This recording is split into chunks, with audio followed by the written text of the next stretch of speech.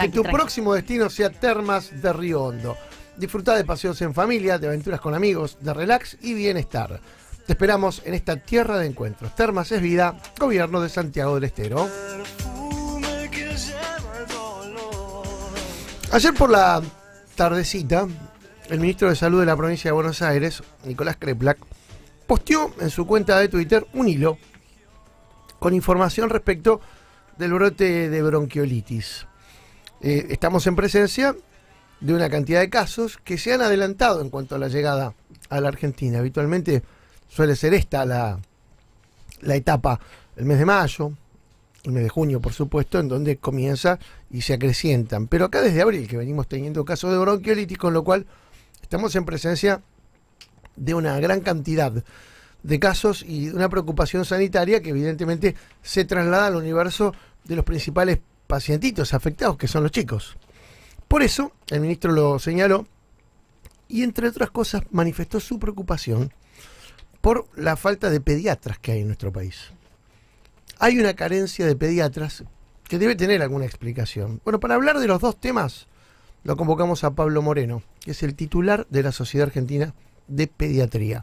¿Qué tal, Pablo? ¿Cómo va? ¿Qué tal? Buen día, ¿cómo les va? Bien, vamos por partes, diría don Jack. Vamos primero al tema de la bronquiolitis, que evidentemente, como plantea el ministro Kreplak, seguramente algo de esto debe haber respecto de el adelantamiento en la llegada de la ola de casos. ¿Es así? Es así, digamos, para aclararlo, los pediatras siempre tenemos un trabajo estacional, digamos, ¿no? Uh-huh. La bronquiolitis siempre nos provoca un aumento del trabajo y los casos se dan sobre todo en el invierno. Esto tiene que ver con el comportamiento del principal causal, que es el virus respiratorio. Este año lo que se observó fue el pico de la bronquitis, que habitualmente es a finales de junio, en lo que nosotros los médicos denominamos la semana epidemiológica 24, empezó antes, digamos, ¿no? Y estamos ahora, digamos, en esta que es como la semana 20, observando un aumento inusual de los casos para esta época del año. ¿Por qué pasa esto? Sí. No está clara. Es probable que los últimos 2 o 3 años que casi no hubo circulación de estos virus, recordemos que la pandemia por COVID cambió toda la circulación viral y no hubo circulación de otros virus más que COVID en ese momento, haya provocado algún tipo de cambio en esto, y este es el primer año en el cual estamos viendo, digamos, nuevamente la reaparición de los virus respiratorios como era habitual, digamos, en el invierno. ¿Qué va a pasar a futuro? Si el número de casos va a seguir en aumento y vamos a superar, digamos, la medida en este brote, que es lo que tradicionalmente veíamos en pediatría, lo vamos a estar sabiendo cuando estemos llegando a julio, digamos, ¿no? Pero lo que ahora estamos viendo es que sí hay un aumento sostenido de casos. Claro. Para tener más claro del otro lado los que nos están escuchando, la bronquiolitis específicamente, ¿qué es y cómo se contrae? La bronquiolitis es una infección respiratoria aguda baja, digamos, que afecta sobre todo a los lactantes, los menores de 6 meses. Es provocada por un virus, la mayoría de los, digamos, por virus respiratorios. El principal agente se llama virus incisivo respiratorio. Y es un virus que a usted o a mí nos provocaría un resfrío común. Nada.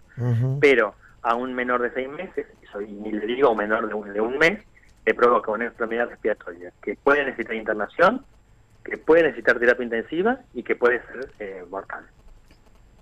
Claro. ¿Y cuánto es el índice de mortalidad en los chicos? No, es pequeño. O sea, en general, uno de los casos más graves... A ver, la mayoría de las bronquitis no se interna y tienen tratamiento ambulatorio, ¿sí?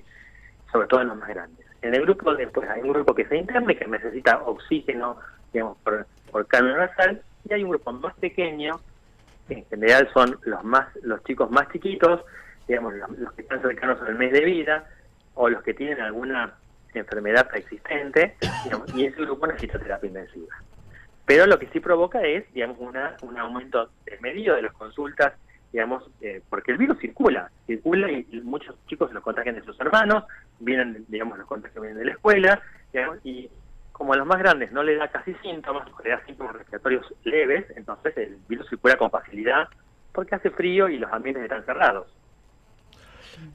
Voy al otro punto que te... ¿querés preguntarle algo Sí. sobre este tema? ¿Qué tal, doctor? ¿Cómo le va? Patricia Pérez la saluda. ¿Qué tal, Patricia? Buen día. Bien, buen día. Primero, ¿cuáles son las alarmas que tenemos que tener en cuenta para los chicos y de ahí sospechar que puede ser una bronquiolitis? Y por otra parte, si la criatura se puede contagiar 2 veces en un corto lapso. Sí, los síntomas de alarma, digamos, los cuales los más comunes, son la presencia de dificultad respiratoria, que usted, como la puede ver, como agitación, como chicos que respiran más rápido que lo habitual, como el hundimiento que se provoca entre las costillas, en el espacio que hay entre las dos costillas, que es por el uso de los músculos que habitualmente usamos para respirar. Puede haber tos, puede haber, digamos, fiebre o febrícula, no necesariamente. En los chicos más chiquititos, los que se alimentan a pecho, puede haber como una dificultad en el pecho, que no quieren comer. Nosotros siempre decimos que en los niños menores de 6 meses, cuando una mamá, cuando un papá, una familia nota algo distinto en la conducta habitual de ese niño, es mejor consultar que no, ¿sí? Claro. Y segunda cosa, sí, uno se puede, primero, el sincicial respiratorio causa más del 90% de las causas, pero hay otros virus respiratorios también que circulan en menor medida. Entonces usted puede tener infecciones solamente del sincicial, primero va a tener ese y después otros virus, inclusive puede haber coinfecciones virales. Hay chicos que tienen 2 o 3 virus en simultáneo, ¿sí? Esto depende de dónde, cómo y dónde recibe el contagio, que la mayoría de veces no lo sabemos. Claro. O uno lo ve, es mucho más claro cuando tienen hermanos más grandes en edad escolar o en el jardín, digamos, ¿no? Y son chicos que han nacido en el verano y que los agarra el otoño-invierno muy chiquititos con hermanos escolarizados. Bueno, hay uno. Ahora, para todos los casos, lo que hace falta es trabajo de los pediatras, que seguramente para estas épocas, como bien lo señalaba usted, tienen estacionalmente mayor actividad. Ahora, en el diagnóstico que hace ayer el ministro Kreplak, hace referencia a la carencia de pediatras. Primero, preguntarle, ¿es así? ¿Tenemos menos pediatras en la Argentina de los que deberíamos tener? Y en todo caso, la pregunta consecuente es, ¿por qué? Primero, es así y nosotros hemos manifestado ya varias veces en los últimos 2 años y alertado por esta situación. No solo que tenemos menos pediatras, sino que vamos a tener menos pediatras a futuro. Y nosotros esto lo hemos expuesto ante distintos niveles y por eso en realidad tomamos la entrevista con ustedes, porque nos gusta que la comunidad también se entere, porque además sabemos que en 5 o 10 años este problema va a ser aún mucho peor y hasta esto va a ocasionar un serio problema en la salud pública del país. Epa. ¿Y a qué se debe, Pablo? Primero, los médicos más jóvenes deciden o eligen no hacer pediatría, ¿sí? Cuando uno analiza los concursos para ingresar a las residencias médicas, los cargos vacantes de pediatría el año pasado hubo un 30% de cargos que quedaron sin ocupar. Mira. ¿Sí?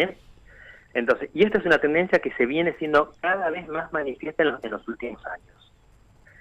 ¿Por qué? Porque el escenario para el ejercicio profesional de la pediatría es muy complicado.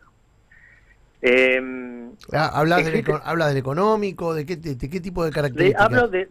Hay una mezcla, digamos. Esto tiene que ver, es una situación multicausal. Obviamente que lo económico, digamos, influye, digamos, ¿no? Porque todos sabemos que los sueldos de los pediatras son bajos, son muy bajos. Pero ¿por qué distinguís? Ahí te pregunto, ¿no? O sea, ¿un pediatra cobra menos que un clínico o que un, no sé, o que un nefrólogo? No sé, estoy preguntándote aleatoriamente cualquier otra especialidad. Bien.